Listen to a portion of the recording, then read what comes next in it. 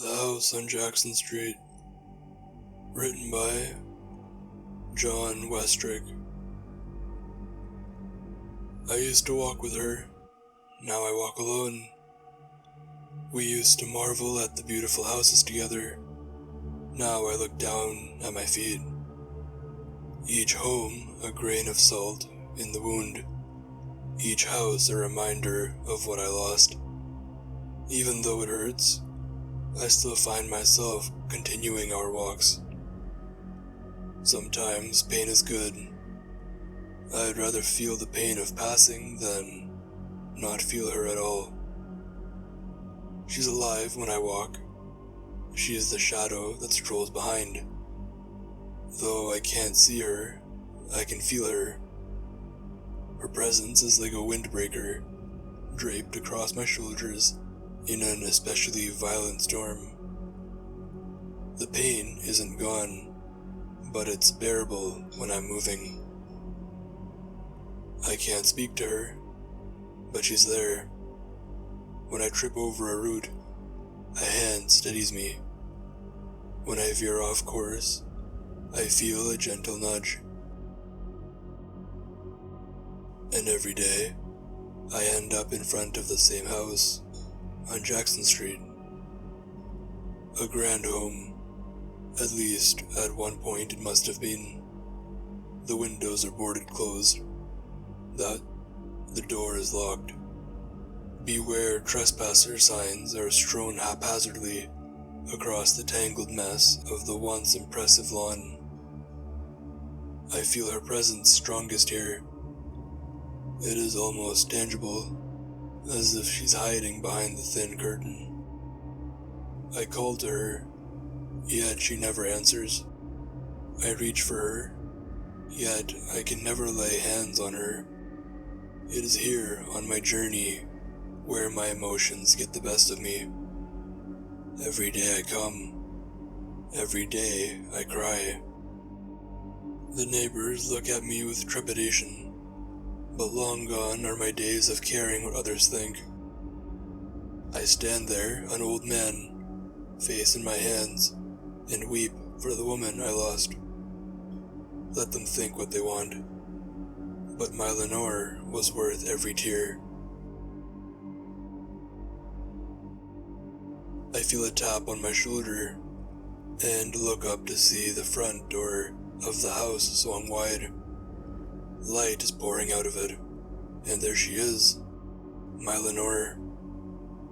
I rush towards her, and the gaping maw towards the woman I've lost. The woman who heard my cries and has returned for me.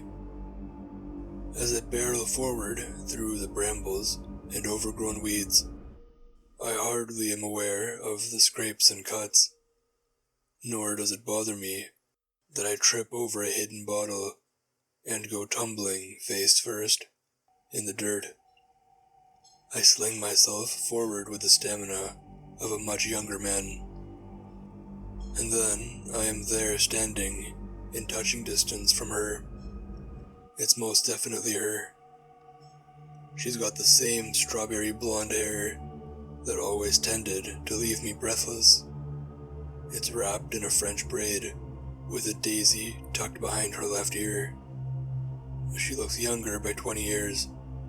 Her nose and cheeks are dusted with a fine layer of freckles.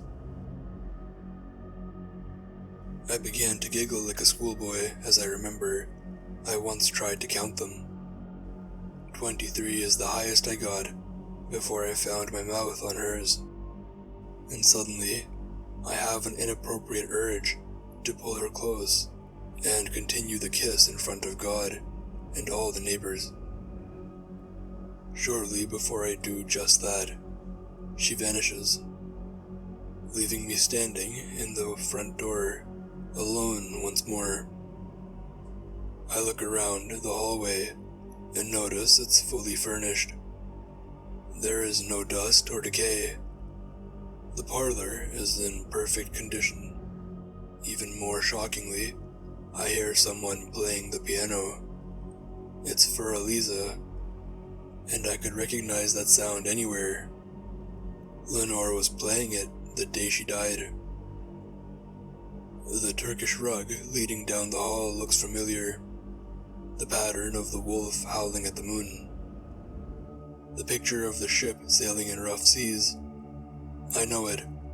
I walk forward, no longer in control of my own body. Instead, everything begins to flash in front of me like a movie. I see my own hand reach for the gilded doorknob. I know on the other side of this door is a set of stairs that leads to the great room. Still, I don't remember. I can't remember. I don't want to remember. I'm back. Oh God, have mercy on me. I'm back to the day my wife died. I come to this conclusion even as my own traitorous hand throws wide the hallway door. I fight for control. I do everything in my power to not see. My eyes fling wide, and I look to see the back of my sweet Lenore's head. The damn daisy still perched behind her ear. She's playing and she doesn't know I've arrived. I know what is coming, but I don't want to. Yet those damn feet, those mutinous motherfuckers, keep pushing me forward. First up one step, then two. Before I even know it, I've scaled half of them. Now I can see her back. She's in a flowery dress with what looks to be hummingbirds sucking at the honey. Fur Eliza is ramping up, and the song is nearing its climax. And then I see it. Him, to be precise. He's lounging in my chair, drinking my whiskey, with his shirt partially unbuttoned. Rage, white hot, fills me once more. I look to the left, and then the right. And then, that's when I see my cavalry saber hung on the wall for decoration. I remember the outcome, yet I can't force myself to let go of its hilt. My hand turns white from grasping it so hard. There's nothing I can do to lessen my grip. I see myself marching up behind her, sword held high in one hand. Fioraliza climaxes as my arm swings. I strike her left shoulder blade, and with a discordant whine, the music stops altogether. Inwardly I scream. I curse my god's damn temper. I watch as she slumps out of her chair. Without a second glance, I am charging the man just beginning to look up from his comfortable spot in my seat. My blade penetrates his right abdomen. He lets out one shriek before my second swing catches him directly in the throat. I am appalled at the blood spurting from his nearly decapitated neck. My hands are scarlet. I feel wet stickiness oozing down my face. Yet, I can't control my own limbs as they swing and swing and swing, chopping the man into kindling. I try to close my eyes, but they won't, so I see his hand go flying. I watch as his innards come bubbling out of his abdomen. I split his head like a grape, and watch his brain matter leak out of the sides. To my dismay, I hear a gurgling sound coming from behind me. I turn, knowing what I'll see, but powerless to stop it.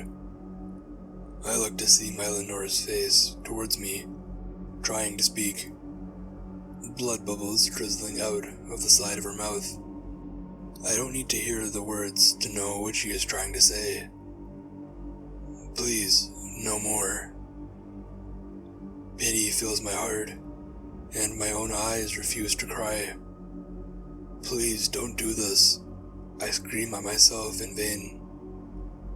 I watch as I slowly move towards my former wife, letting the blade carve a wicked groove into the marble floor. With no mercy, my arm swings the blade up once, then twice, then 3 times, and all goes black. Finally, I regain control of my limbs and body. I look up to see a vandalized great hall with a nasty groove in the marble floor. And there, my chopped wife, lying on the floor, looking up at me with dead, yet still very much alive eyes. I see the monstrosity of my late wife, clambered to her feet. Her left eye slides out of its socket, running like egg yolk down her face. Black pustule blood leaks from her wounds. Her right eye locks with mine, and in a slobbering wet noise she said, "I will never let you forget what you did here. Jail wasn't enough for you. You didn't stay your hand. So even in your Alzheimer's, I won't let you forget." Same time tomorrow, honey.